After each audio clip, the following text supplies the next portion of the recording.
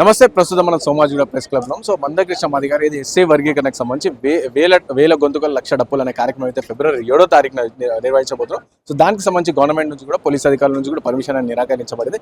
So మాట్లాడడం దీనిపైన అలాగే మన బీసీకి సంబంధించి కులగణన సర్వే రిపోర్ట్స్ అనేది కూడా నేను గవర్నమెంట్ అందించడం. సో సర్వే రిపోర్ట్స్ కూడా కంప్లీట్ గా తప్పుల తడకగా ఉన్నాయని చెప్పేసి కూడా చాలా ప్రధానంగా వినిపిస్తున్నారు. సో మాట్లాడే దీనిపైన ఏమంటారు అని చెప్పేసి సీనియర్ జర్నలిస్ట్ ఇస్మాయిల్ సార్ ఉన్నారు. సో నమస్తే సార్. సో ఫస్ట్ గా సార్ ఎస్సీ వర్గీకరణకు సంబంధించి మందకృష్ణ గారు లక్ష డప్పులు వేడుక అని చెప్పేసి కార్యక్రమం ఏర్పడింది. సో దానికి ప్రభుత్వం పోలీస్ అధికారులు పర్మిషన్ అనేది గ్రాంట్ చేస్తలేదు. సో మీరు ఎట్లా చూస్తారు సార్? ఇది ప్రజాస్వామిక హక్కులకు భంగం కల్పించేటట్టుగా, ప్రజల ఆకాంక్షలకు విరుద్ధంగా, తర్వాత ఈ రాష్ట్రంలో ఉన్నటువంటి మెజారిటీ ప్రజల యొక్క చిహ్నంగా ఉన్నటువంటి డప్పు ఒక సాంస్కృతిక ప్రదర్శనను అడ్డుకోవడంగా నేను చూస్తూ ఉన్నాను. అయితే నాకు నమ్మకం ఉంది ప్రభుత్వం పునరాలోచించాలని కోరుకుంటున్నా. పోలీస్ అధికారులకు కూడా ఒకవేళ సరైన సమాచారం లేకపోతే మళ్ళీ ఒకసారి వాళ్ళకైనా అనుమానాలు ఉంటే కూడా నివృత్తి చేయడానికి మా నాయకత్వం సిద్ధంగా ఉన్నది. తప్పకుండా నివృత్తి చేస్తాం.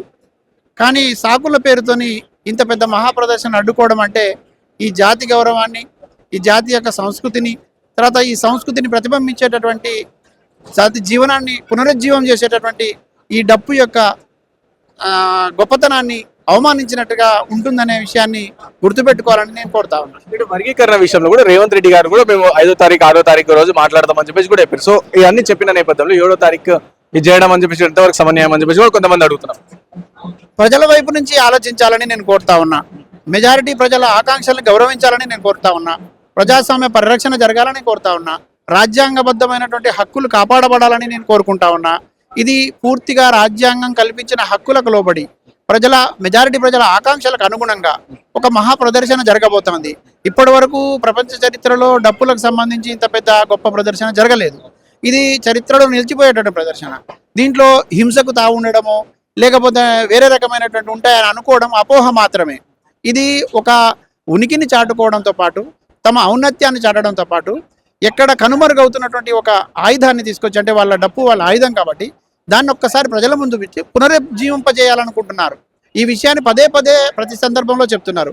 కేవలం ఒక్కచోట మాత్రమే కాదు, ఈ తెలుగు రాష్ట్రాల్లో ప్రతి గ్రామంలో ఇప్పుడు జరుగుతున్న చర్చ లక్షల డప్పులు వేల గొంతులు. ఇది ఎందుకు జరుగుతోంది అనేది చిన్న పిల్లోడి దగ్గర నుంచి పండు ముసలి తాత వరకు కూడా అవగాహన చేసుకున్నారు. దురదృష్టం ఏమిటంటే ఎవరైతే ఆలోచించాల్సిన వాళ్ళు ఉన్నారో వాళ్ళు ఎందుకు కొంచెం సరైన ఆలోచన చేయలేకపోతున్నారో ఒక బాధ కలుగుతూ ఉంది.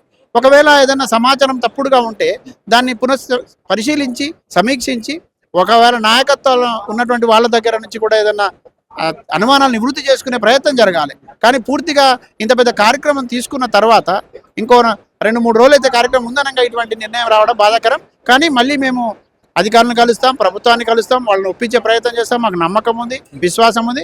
తప్పకుండా ఈ ప్రదర్శన కొనసాగుతుంది. సార్, మీరు డే 1 నుంచి వర్గీకరణ విషయంలో కూడా మందకృష్ణ గారు చాలా దగ్గర ఉండి కూడా చూస్తా ఉన్నారు. అయితే కొంతమంది మాలా సామాజిక వర్గం సంబంధించి లేకపోతే 57 ఉపకులాలకు సంబంధించి వాళ్ళు కూడా సిపి గారికి లెటర్స్ ఇవ్వడం చూస్తాం ఈ 2-3 రోజులలో. సో దీనికి పర్మిషన్ ఇవ్వద్దు అని చెప్పి వాళ్ళు లెటర్స్ ఒకవేళ ఇస్తే కానీ శాంతి భద్రతల ప్రాబ్లం వస్తాయని చెప్పేసి. సో దీని ఎట్లా కూడా సార్?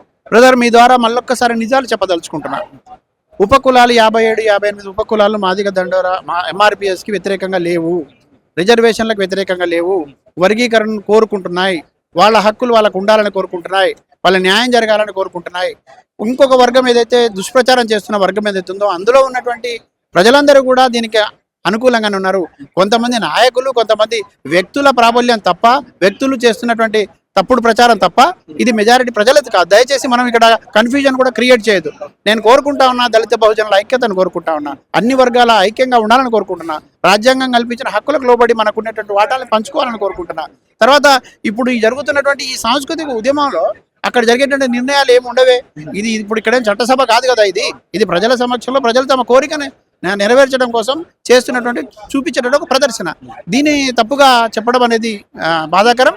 రెండోది, మళ్ళీ స్పష్టంగా చెప్తున్నా, మాదిగతో పాటు దళితుల్లో ఉన్నట్టు ఉపకులాలు ఎంఆర్పిఎస్ ఉద్యమానికి మద్దతుగా ఉన్నాయి. ఇది జరిగితేనే వాళ్ళకు కూడా న్యాయం జరుగుతుంది. కన్ఫ్యూజన్ క్రియేట్ చేస్తున్నారు, అబద్ధాలు చెప్తున్నారు, ఇది తప్పు అని చెప్తున్నా. తర్వాత మీరు చెప్తున్నటువంటి ఒక కులానికి సంబంధించినటువంటి వ్యక్తులు కూడా కొంతమంది వ్యక్తుల ఆరాటం తప్ప మెజారిటీ ప్రజలు దీనిలో బలంగా విశ్వసిస్తున్నారు, మద్దతు ఇస్తున్నారు. గ్రామాల్లో చాలా అనుకూలంగా ఉన్నది. ఈ విషయం ప్రజల్లోకి వెళ్లాల్సిన అవసరం ఉన్నది.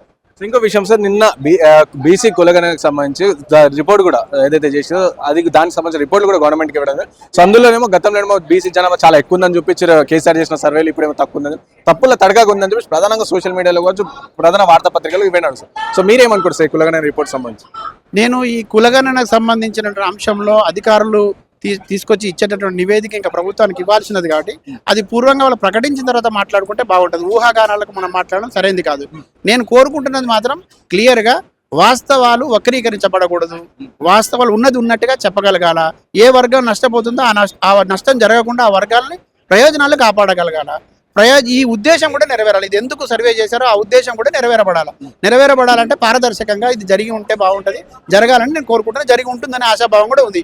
ఒకవేళ నివేదికలు నిజంగా అటువంటివి ఉంటే తప్పకుండా ప్రభుత్వం ప్రజల వైపు నుంచి మళ్ళీ కోరికను మన్నించాల్సి ఉంటుంది, మళ్ళీ ఒకసారి చేయాల్సిన అవసరం ఉంటుంది. Thank you. సో విన్నర్గా ఇది సీనియర్ జర్నలిస్ట్ ఇస్మాయిల్ సార్ గారు చెప్తున్న పరిస్థితి. సో ప్రధానంగా 1,00,000 డప్పులు వేల గొంతుకల కార్యక్రమం ఏదైతుందో సో దానికి సంబంధించి గవర్నమెంట్ కానీ మళ్ళీ ఇంకోసారి మేము ప్రభుత్వాన్ని కావచ్చు దానికి సంబంధించిన అధికారులను కలుస్తాం, ఇంకోసారి కూడా దానిపై ఆలోచించాలి అని చెప్పేసి కూడా మేము కోరుకుంటామని చెప్పి చెప్తున్నారు. అలాగే కులగణకు సంబంధించి ఏదైతే బీసీకి సంబంధించిన కులగణ ఏదైతే ఉందో సో ఆ సర్వే రిపోర్ట్ కూడా ప్రభుత్వానికి ఇంకా అందలేదు, అందిన తర్వాత కూడా దాని గురించి మాట్లాడాలి అని చెప్పేసి కూడా తను చెప్తున్న పరిస్థితి. కెమెరా పర్సన్ సాయితో రాణా ప్రతాప్, మా ఇంటికి హైదరాబాద్.